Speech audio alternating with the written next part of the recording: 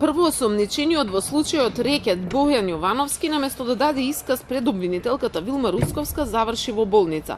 На пладнеот Шутка беше донесен во обвинителството за организиран криминал за да ја даде својата одбрана. Нели започнал да зборува пред обвинителката, а неговата здравствена состојба се влошила.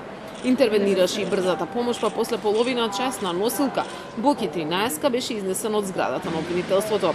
Според неговиот адвокат сликата била застрашувачка. Не, воопшто, јас кога дојдов, он веќе повраќаше во ВЦ, значи воопшто ни исказ, ни ништо.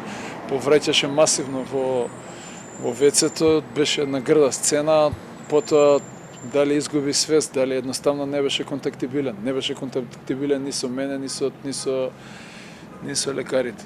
Многу грда сцена која што е прилично мачна. Ова требаше да биде прв исказ кој Јовановски ќе го даде воопшто пред обвинителството, откако на 15 јули беше уапсен како осомничен за рекет. И на јавната седница за притворот се жалеше на условите во затворот и проблемите со желудникот, поради две неуспешни естетски операции. Сега неговиот адвокат целокупната здравствена документација е однел кај судија на претходна постапка и ќе бара негово хоспитализирање.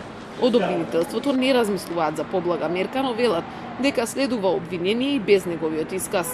Секој човек заслужува, и тоа е уставно гарантирано начело, право на живот. Сега, јас сметам дека секому мора да се даде адекватна медицинска нега, независно дали и што стора. Кривична или било каква постапка, една работа, правото на живот и на здравје е друга работа. Инаку при изнесувањето на Боки 13 од обвинителството, еден од затворските полицајци се однесуваше недолично. По објавувањето во јавност на ова видео, управата на истражниот затвор одлучила да го суспендира, а во меѓувреме е покрената и дисциплинска постапка.